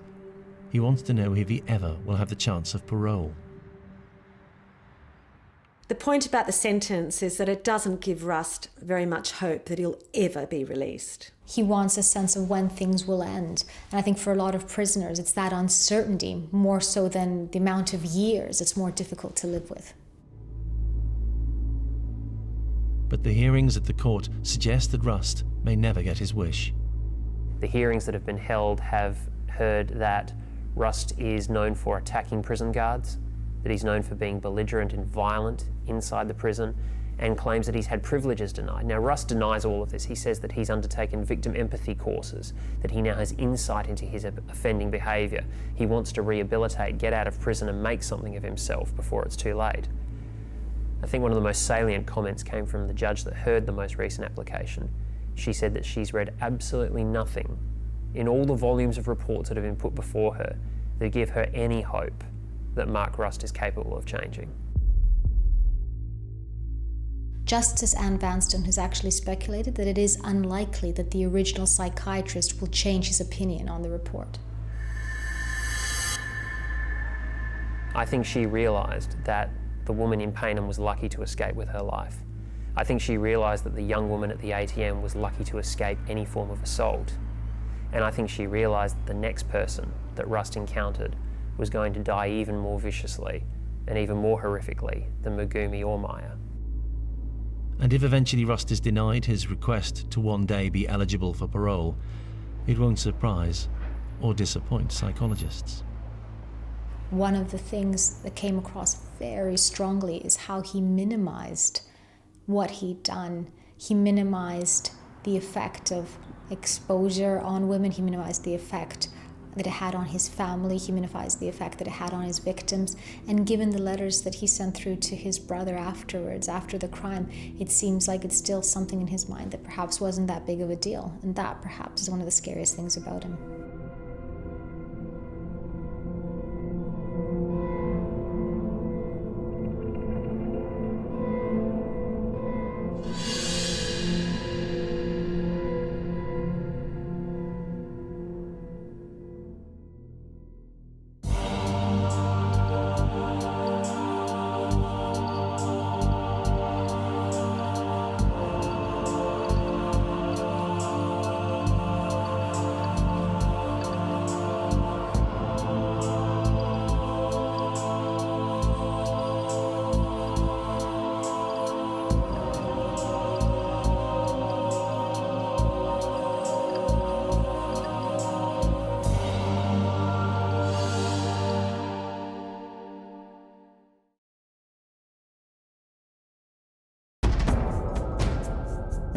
Joanne Denhy is a woman who gets results from flirting. She even tries it on with police officers on those occasions that she's arrested. Amazing. Looks good. Thanks, Matt. That makes it so good. Real sexy. Which puts a man called Łukasz Slabaziewski way out of his comfort zone. Back home in Poland, the text he's just received may have triggered an alarm. Too good to be true, perhaps. But in England, his guard is down. It's from Joanne Denhy, enticing him to her place for no strings attached sex. He was completely fooled, which isn't a surprise because by this stage in her life, she's got men at her beck and call. It's something that she uses very much to play on her sexuality to attract men. Łukasz is attracted to Denhy. He has no idea who he's dealing with. Women tend not to become serial killers. Łukasz had happened upon a woman who longed to be one. Will she kill him? She might. Hers is an exclusive club. She's one of only 3 women that are convicted in the UK of serial murder. What is to be her decision the day that she sends him the come to bed message? She considers his fate, strokes her knife. She's excited, a woman who literally has a lust for blood. Łukasz is about to discover what goes on inside the mind of a serial killer.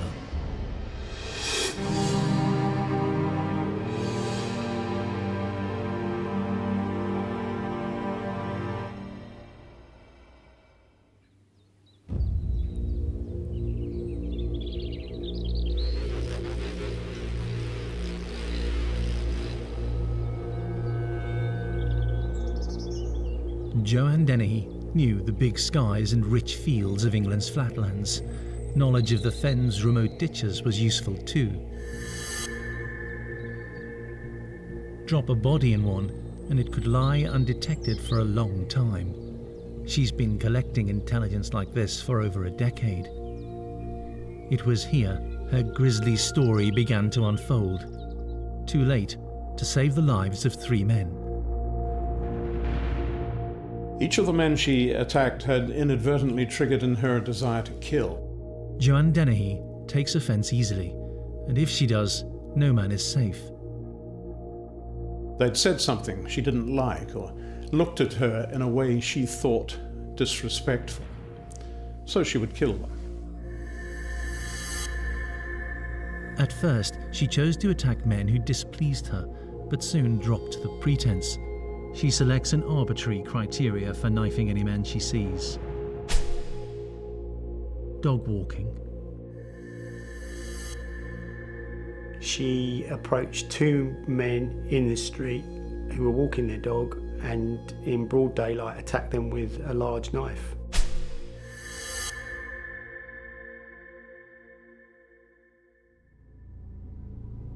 She stabbed 5 men, each a frenzied attack, before finally she was caught and captured on camera, happily chatting to arresting officers. Attempted and murder. Attempted murder and murder. Pretty worse. A big fat black dog. You see the level of bravado and narcissism. She's standing in front of the clerk for murder, for taking people's lives, an attempted murder. And she gloats and says, well, yeah, at least I'm not fat or ugly. It's this, last attempt to kind of seem that I'm the one that's in control. I know what I'm doing here and no one's going to rock my confidence. Joanne Denhy occupies a rare place in the history of serial killers. A young mother from a loving family. She got a kick out of killing.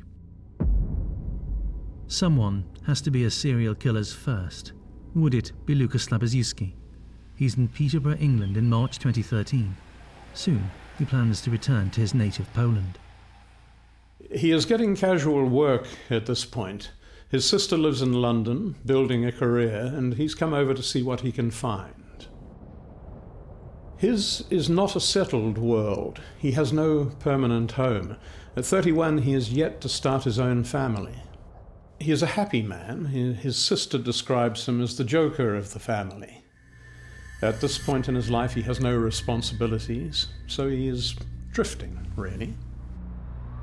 It is now he comes across Denhy. Both are in the area finding work and then renting rooms where they can. She and Lukas have flirted a little. He finds it flattering. She returns his wisecracks, encourages him. She was setting him up in a particular way. She was sending him flirtatious texts. She was asking him to come to her home. It certainly looks like she was grooming Lukas, tempting him, trying to win his confidence. He believed there was potential for a relationship. She, on the other hand, was just luring him into a trap. She springs the trap on a grey March day. Her latest message gets to the point. Lukas is in no doubt what's on offer. He sets off to the address that Joanna has given him.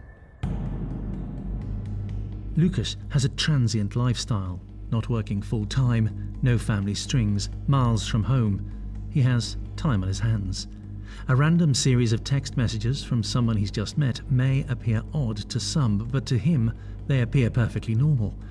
Maybe this English girl just fancies him. On receiving her text, Lukas sends a message to a friend. Life, he says, is beautiful. In fact, he's in a very dangerous place.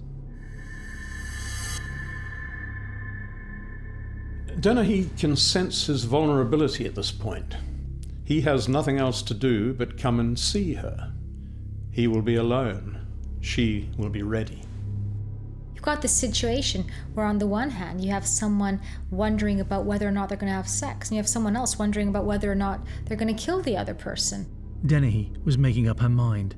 How far will she go with her violent fantasies? She later told friends that she wanted to know just how cold she was. She admits knowing that she cannot feel for other people. Lukas reads the text message one last time. Today is going to be fun. What had made Joanne Denhy the woman she had become by 2013? An aimless 31-year-old mother of 2 drifting from bedsit to bedsit. As a child, she was a model daughter, not displaying any hint of psychopathic tendencies. For many serial killers, you begin to see very early on that they're not engaging with their surroundings, that there's difficulties, that they're harming perhaps animals, or they're taking comfort in the hurt of other people. This wasn't the case for her. If you look at her childhood, it would appear to be trauma-free and relatively normal. She, as evidenced by reports from her sister and her parents, was a very happy, engaged young girl, at least till the age of 13. There were simply no signs of what was to come. At 12, she was enthusiastic at sports. and good in class. In fact, she was a really good student, so good that her parents were paying for extra tuition to ensure that she was able to reach her goal of becoming a lawyer. So we have a normal, achieving, caring, functioning 12-year-old, and then it all changes. And then at 15, there is a dramatic change in her character. She skips school, hangs out with a group of older boys. She's abusing drugs, she's abusing alcohol, she's sexually active, and by the time she's 16, she's actually moved out of the house and is living with an older man. Who could have known she would become such a troubled adolescent?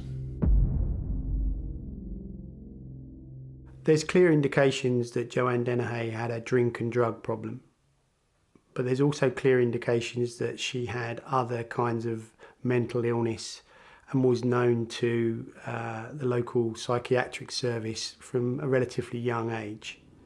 So it's quite clear that there was a combination of drink and drugs and to a degree mental illness that was influencing her behaviour. For money, Joanne gets casual work on farms, but she develops an expensive dependency on alcohol. Her boyfriend knows that some days she asks to be paid in booze, and he sees what it does to her. Alcohol makes Joanna extremely violent. So we know that even in this first relationship, whenever she's under the influence of drugs or alcohol, she becomes very aggressive. She'll beat him up. She'll become very violent towards him.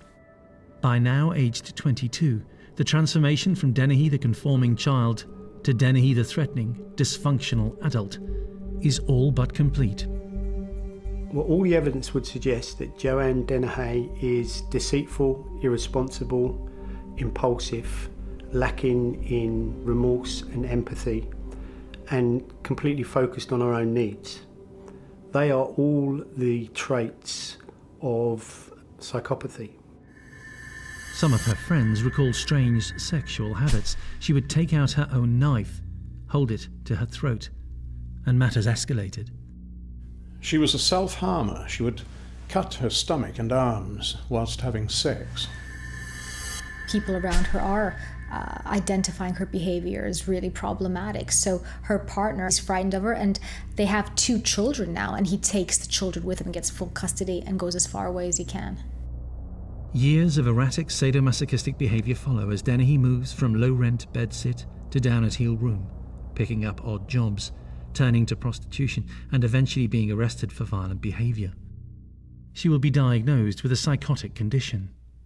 She in fact has a sexual paraphilia where she enjoys sadomasochism. That's not only inflicting pain on herself, but actually inflicting pain on others and getting real pleasure from that. This was the woman who Lucas Slabaziewski considered as simply the frisky girl who sent come-to-my-bed text messages, the wild English woman who offers sex acts should he come over. He's outside her door when he sends a reply.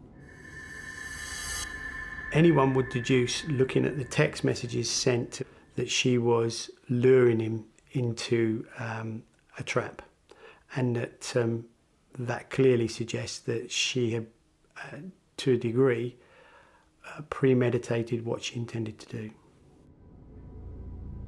Premeditated, a key turning point in her story, a cold, rational set of decisions to make something happen, to lure a man to her side. But what else has she planned? So far, she's never killed. From what we know, the only person she has turned her knife on was herself, as she self-harmed. She always has it with her, even when having sex. And some of her partners do say she was very scary to be with. It is cold as she opens the door to Lukasz. She beckons him in. He looks at her, perhaps spotting for the first time the star tattoo she has beneath her right eye. Behind her back, her favourite knife. Their eyes meet. Life for Lukasz is so exciting in England.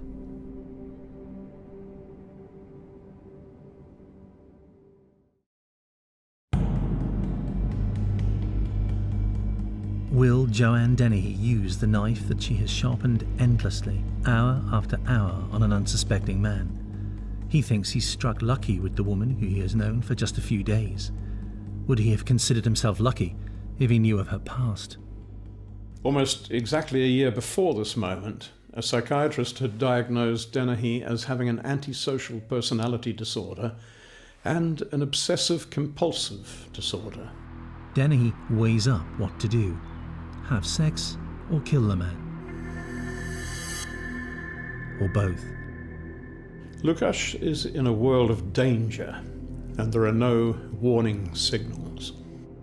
Joanne Denhy is a woman that thrives on confrontation, and the natural follow-on for that is that she actually enjoyed the physical element of the violence that she inflicted on the men and the control she was able to inflict on these men. She was immensely powerful. She had actually worked as an enforcer for loan sharks. Joanna Denhy is strong. Lukáš sees the knife. Too late. She strikes. She plunged the knife into his chest. Denhy's habit when knifing her victim was to smile. The last thing Lukáš Slabozewski will have seen would have been the grinning face and demented eyes of his killer. He died almost immediately. 31-year-old Lukáš had come to England to learn the language, earn money to send home to his mother and have some fun. His guard down, he had become the perfect victim for Joanne Denhy. Her honey trap had worked. She knew it would. She had a way with men. She had no problem attracting men. From her school days, they would bend to her will. Older boys in the same school, slightly older men she would come across, they would all do her bidding. It was time to call on one of the Denhy men for help. She needs a little muscle to get rid of the body of Lukáš Slabozewski. The first of her go-to male followers that she considers is Gary Stretch. When Denhy had met him, Stretch was in the same drifter's world as hers. He's a giant, standing over 7 feet 3 inches tall. At one point in his life, things had appeared normal. He had married, been a genuinely devoted father. He had issues. His real name was Gary Richards, and he suffered from gigantism. He grew beyond 7 feet. He adopted the name Stretch as a strategy to deflect constant teasing. He became a petty thief and eventually split from his wife. But Stretch was no criminal mastermind. He'd once burgled an office only to steal a single chocolate, also leaving behind his fingerprints, leading to his arrest. There is something absurd about Gary Stretch. She quickly spots a potential accomplice, a willing volunteer in her life. The pair make an unlikely couple. Stretch almost certainly feels wanted, needed. He's very self-conscious. There's evidence to suggest that he was actually really insecure, not only about his height, but also his looks and his intelligence. His almost pathetic devotion can be seen in letters that he wrote to her whilst both were behind bars. He tells her she'll never meet another man like him, that she can always count on him. Stretch becomes a classic Denhy poodle, answering to her commands. In fact, his own lawyer described him as a nodding dog. He said by the end of his relationship with Joanna, whatever she said, he did without question. I think Stretch was working as a minder in many respects for Denhy. She trusted him, she helped him, and there was some sort of mutual agreement between them. You'd think that, because of his size, he'd be kind of very domineering and dominating, but in fact, not at all. He's actually very malleable. It may be that he's actually overcompensating for his size. In his later letters, Stretch signs himself as Denhy's undertaker. He has every reason to. So once she's killed Lukáš, she gets Stretch to help put him in a bin, and she's proud of this. She used those men as her removal men, for want of a better expression, to help her dispose of the bodies, which quite clearly was her way of manipulating them and involving them in a crime in the hope that they would, by being complicit, not speak.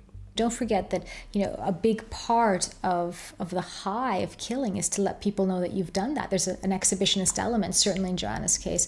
And so she calls over a teenage friend, lifts the top of the bin up and says, "Hey, look what I've done." She was focused on the notoriety that her actions would give her in time. So there's that element of wanting to be seen as bad and scary and really dangerous, which is part of her character. The body went undiscovered. Lukasz would regularly go days without contacting his sister in London or his parents in Poland. Nobody he loved knew he was dead. For now, he remained discarded in a large domestic refuse bin. A teenage friend and Gary Stretch bent to Denny's will, saying nothing. She was a woman that was very focused on control, very focused on control of men in her life, and she used her sexuality to help her control those men. The next of the men under her spell is Kevin Lee. On release from prison for an earlier offence, Denhy is homeless. She tours Peterborough looking for a room, and she comes across a lettings agency run by Kevin Lee. He unwittingly enables the next killing chapter of her life story. But would he also become a Denny target? She asks him for help finding a place to stay. Lee's business partner did not like the look of her and recommended that they decline the business to let her find her own place to live. Denny owned up to having just got out of jail and said that she needed somewhere to start a new life. Played the sympathy card.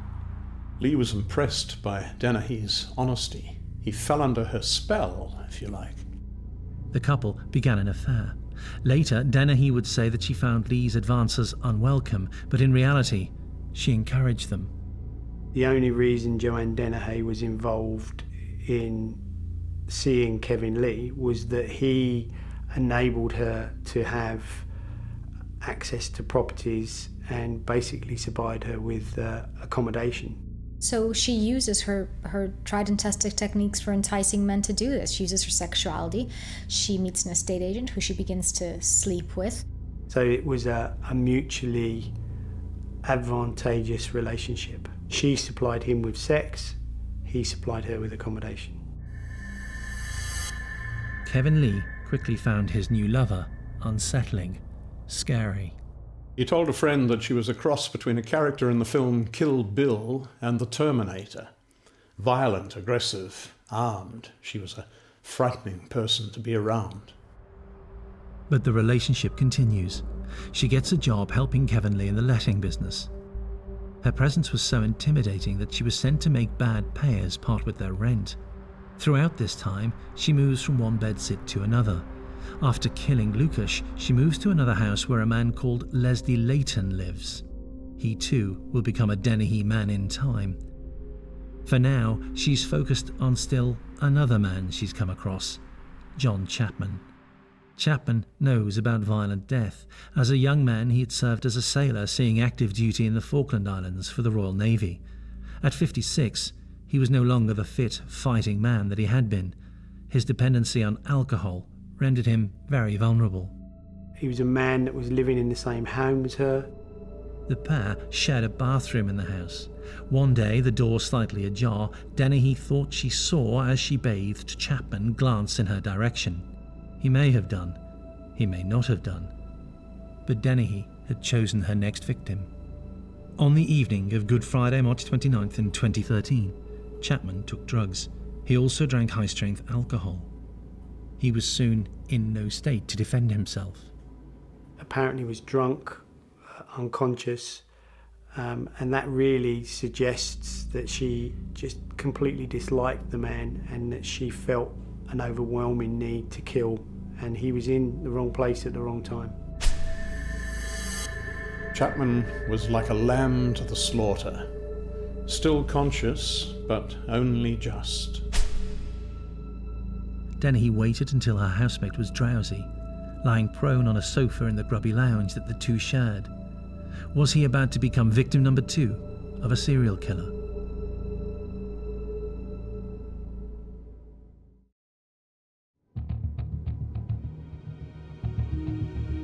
John Chapman lies on a sofa, barely, if at all, awake.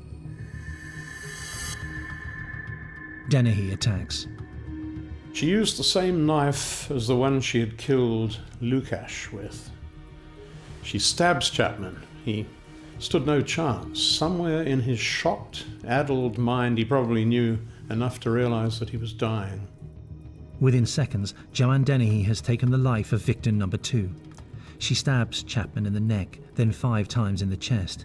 Hers is a wild, merciless, bloodthirsty attack. Someone that uses a knife, it's very savage. There's normally a lot of blood, and someone that repeatedly stabs someone, that would be a frenzied attack, consistent with a huge amount of violence and trauma. Again, she needs help from her growing band of male assistants.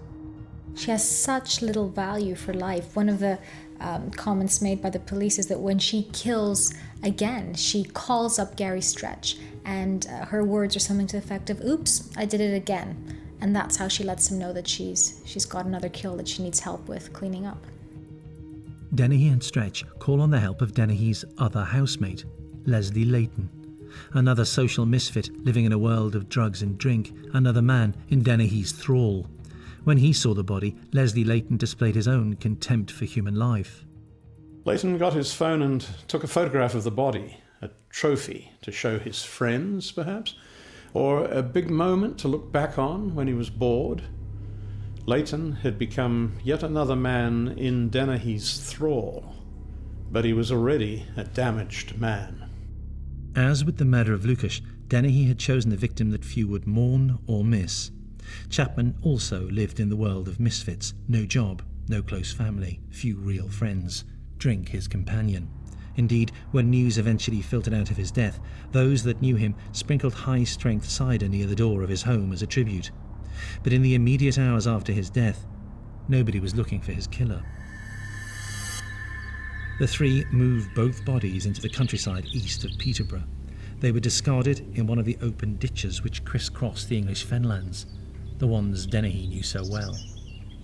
What was going on inside the mind of the serial killer, Joanne Denny?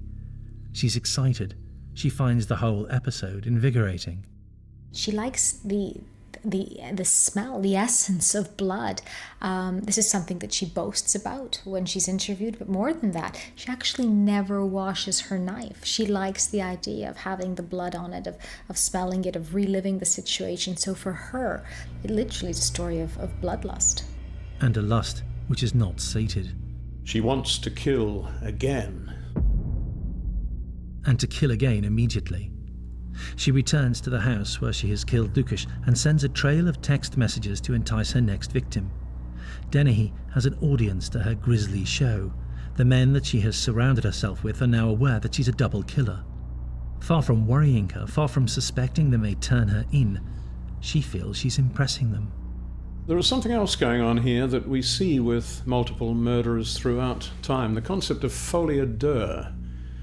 Denny's cohorts, the men in her life, become an audience. Whether they know it or not, they become people she wants to impress. She is killed, they show her respect. She must kill again to keep that respect. Those who later analysed Denny's behaviour also tell of another motivation for murder: sexual. She's getting turned on. When she would masturbate, she would cut herself. So this association between violence and sex, between knives and pain and cutting and sex, is something very, very upmost in her mind, something that she gets a high off of. So we know that she gets a sexual high off of killing. Denny only targets men as both victims and friends. Given the bisexuality that she freely talks of, is this further evidence of a key motivating factor for her deeds? There are many, too many, examples of men who kill women because they hate them, a hatred caused by repressed sexuality. There are very few cases where women become serial killers for the same reason, but that may be what has happened in the case of Joanne Denhy. It is March 30th, 2013, and Joanne Denny has now killed twice. Who would be next? Kevin Lee, her boss and lover, is another man bent to the will of Joanne Denny. Unlike Lukasz Sabaziewski, who was separated from his family and homeland, or John Chapman, who drifted into a netherworld of alcohol abuse, Lee has a loving family nearby. His letting business is at the low rent end of the market, Occasionally there can be trouble, bad payers, nuisance behaviour. That, it seems, is why he likes Joanne Denhy. She would sort out the tenants in arrears. That, and the sex that she offers him. And in return, she got a place to live and another man at her beck and call. If control is what she seeks, that's certainly something that she has. At this point in her life, she's got absolute control over 3 men. She clicks her fingers and they come running. With Lee, there was something else motivating him. As well as enjoying the easy, no-strings, often exotic sex he had with Denhy, he felt genuine compassion for her. Would he pay the price of an error of judgment? After killing John Chapman, Denhy went shopping for booze. When she returns, Denhy sends another text message to Kevin Lee. Will he meet her at her old bedsit? Lee reads the message and tells a colleague that he's going out. What had the text said? He tells his friends. Joanna says she's going to dress me up as a woman and rape me. She's done this before.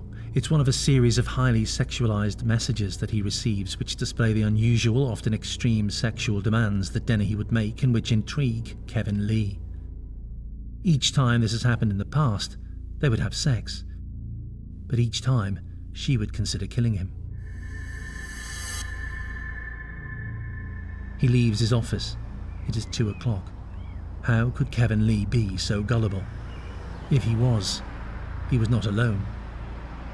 Over and over again, she'll put it out there and say to men, come over, I want to have sex with you. It works every time. She needs Gary Stretch. She calls him and he comes running. She wants Leslie Layton to run an errand. He's just a message away. And she does this with the letting agent. He comes over, normally they have sex, normally it goes fine, he leaves, but on this one occasion, she takes it that step further. Now she has Kevin Lee also doing her bidding. She is alone in the house where just 4 days earlier, Denhy had killed Lukasz Slawoszewski. Always with her, a knife, constantly sharp. She makes sure of that. Kevin Lee is en route. She may have sex with him. She may kill him. Which will it be?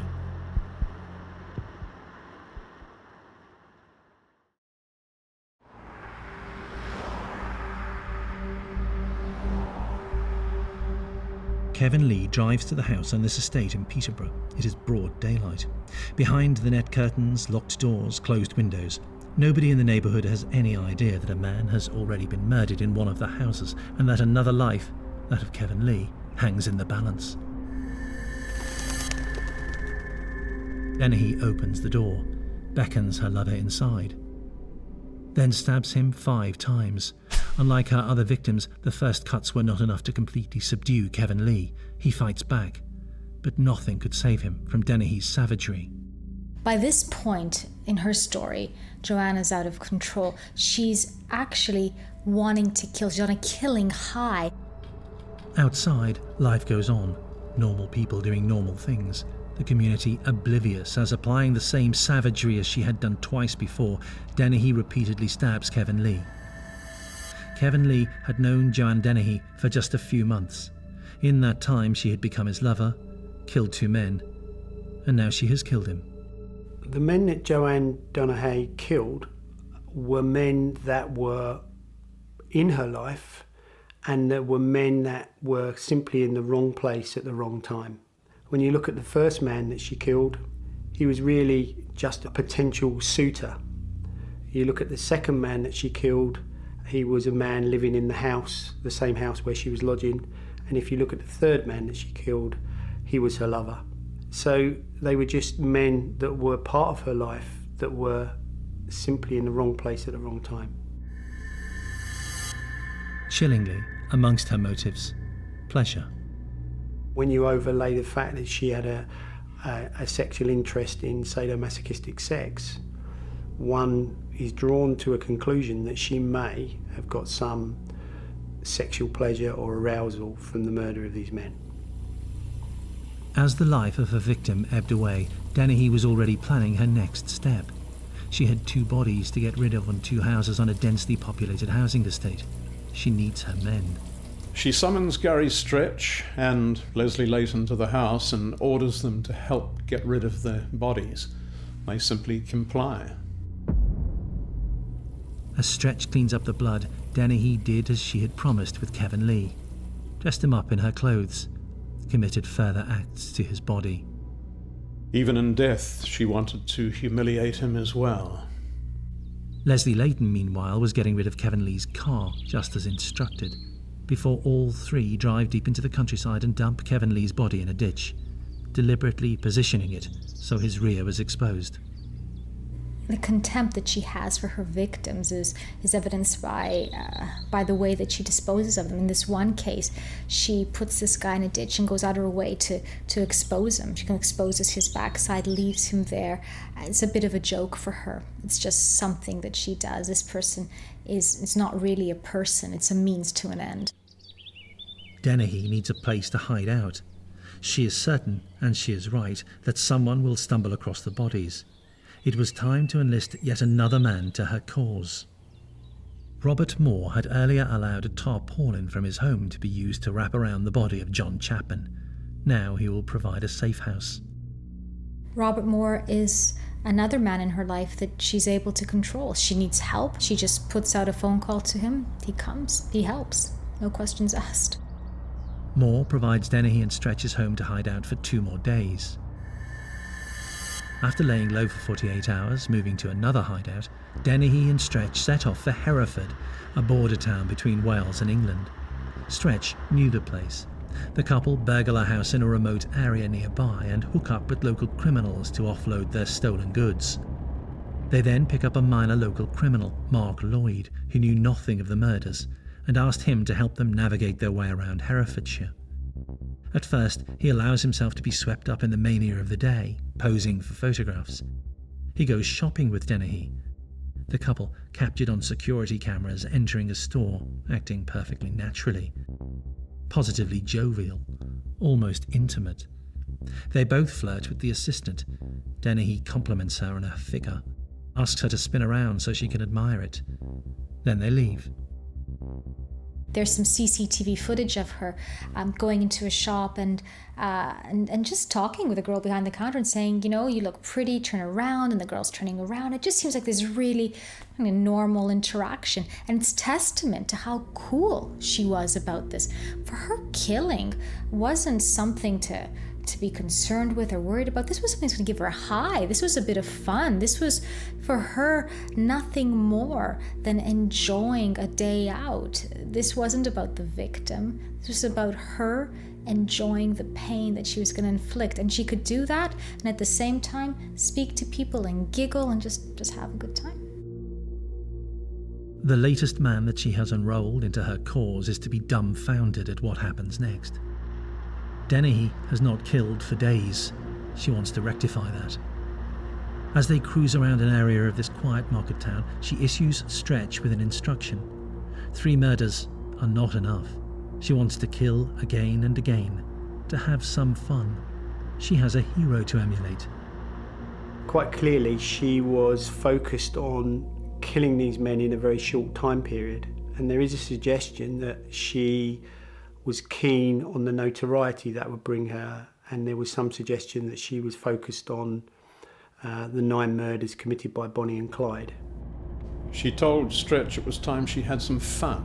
He was to stop the next time that he saw a man walking a dog. That's it. I want to kill somebody with a dog. That's what I'm going to do. And so she gets in a car and she's literally looking around for a person with a dog to kill. Robin Bereza is a retired fireman. He likes to keep fit. That day, he decided at the last moment not to go on his usual jogging route, but instead to walk the dog.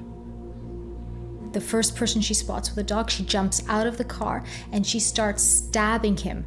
Now, this man survives, but while she's stabbing him, he stops and he says, "Why? Why are you doing this to me?" Her response is very simple. "Because I can. I want you to die." Stretch provides her getaway car. Robin Bereza survived, but was badly hurt, physically and emotionally scarred for life. He had been the victim of a random attack. Denhy was not finished, her target not dead. Only killing satisfies her now. So she goes on the hunt again. Another man walking his dog, John Rogers, comes into view of Denhy and her sidekick Stretch. Again, he cruises up behind her target, and again she attacks. She stabs him repeatedly in the back. He falls and she stabs him in the chest, again, over and over, 30 times in all. Denhy grabs his dog, runs back to the car. She was convinced this poor man was dead, and that is the only reason she ran away. John Rogers survived, but was never the same man again and died from an unconnected illness later that year. Within an hour, Denhy and Stretch were captured. Clearly, if she'd not been arrested when she was, there would have been other people attacked on that day in the same way. It was time for Denhy to seize the centre stage. In front of officers, she gloated, flirted with the desk sergeant. You're very distinct to my ride, isn't it? It's all right. Yeah, I'll pluck them. Go right up. It's all really It's a real strip line. It is all routine to a woman who has killed 3 times and tried to kill another 2 times. She is vain, does not want to be placed in a police suicide suit. Suicide suit. Shorts and massive. Yeah. Paper suits. They are shorts. Wrap them around the time. For most people, her actions are incomprehensible, but these scenes when she's arrested take our understanding of Joanne Denhy to a new level. She has absolutely no sense of remorse. In police interviews, Denhy at first has nothing to say about the murders. Did you murder Lushkash Slavijeski? No comment. Did you murder Kevin Lee? No comment. Did you murder John Chapman? No comment. Without her trial, surrounded in court, she seizes her moment, pleads guilty. It's like she's proud of what she's done. She's taking her metaphorical bow. She's enjoying what she sees as her applause. Joanne Denhy admitted to finding killing Moorish. It's rare to come across female serial killers, but I think with Joanne Denhy, just the level of contempt that she had for human life, the level of just joy that she took out of inflicting pain and harm, I think arguably make her one of the worst female serial killers that we know of. As for the men in her life who survived, the judge said that he accepted that Gary Stretch was under the thrall of Denhy, but still gave a sentence of life with a minimum 19 years to be served before parole is considered. Leslie Layton was given 14 years for his offence. Robert Moore was also described by the judge as being under a spell cast by Denhy. He was given 3 years in prison. As for Denhy herself, the judge was scathing in his observations of her conduct, sentencing her to a full life tariff. She will never be released from prison. I think there's a danger in overthinking the way in which Joanne Denhy selected her victims. I think that she wasn't that particularly focused on who they were. They were just men in the wrong place at the wrong time.